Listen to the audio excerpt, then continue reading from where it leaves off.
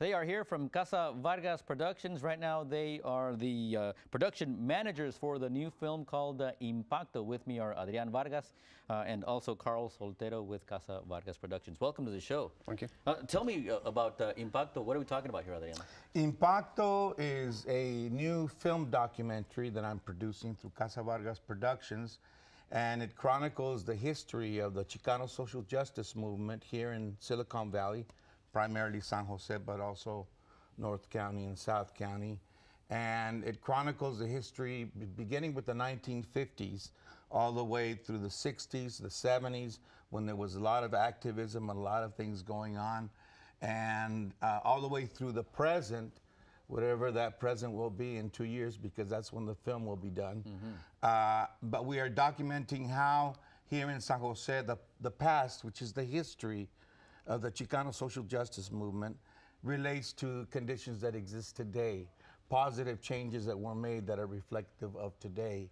Everything from voter registration, the increase of political power of Chicano Latinos, elected officials that are now in political office. And it all started in the 1950s and the 1960s when Chicanos and Chicanas, Latinos and Latinas confronted discriminatory policies that kept people down basically for many, many years.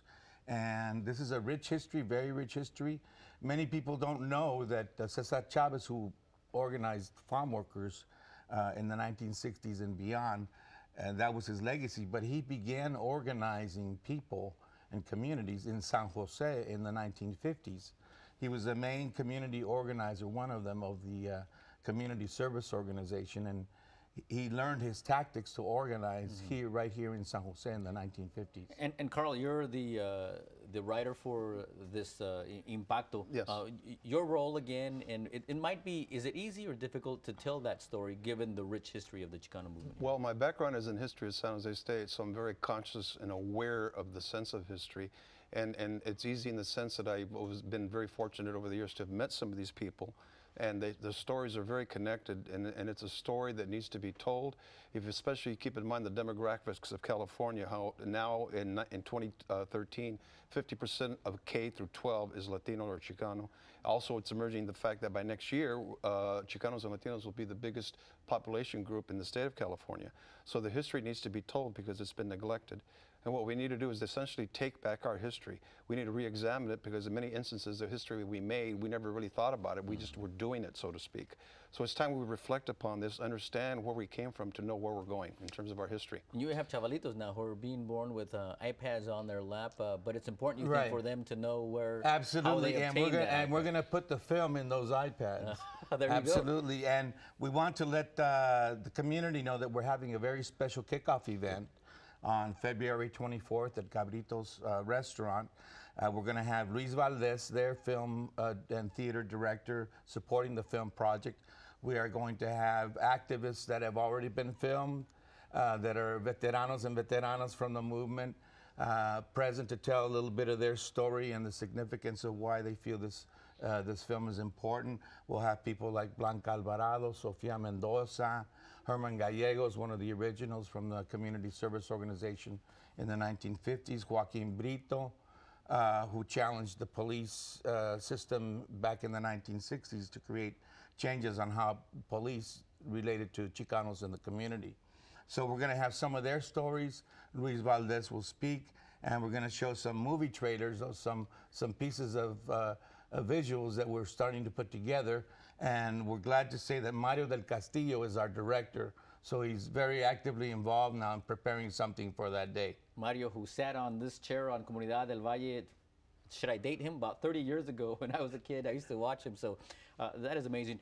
Finally, Carl, what do you want folks who see the film to go home with at the end of the day? To understand that we were just as much a part of American history as the Southern experience, not to put down the Southern experience because it was a profound experience, but events occurring here in Northern California were just as profound and no one knows about this.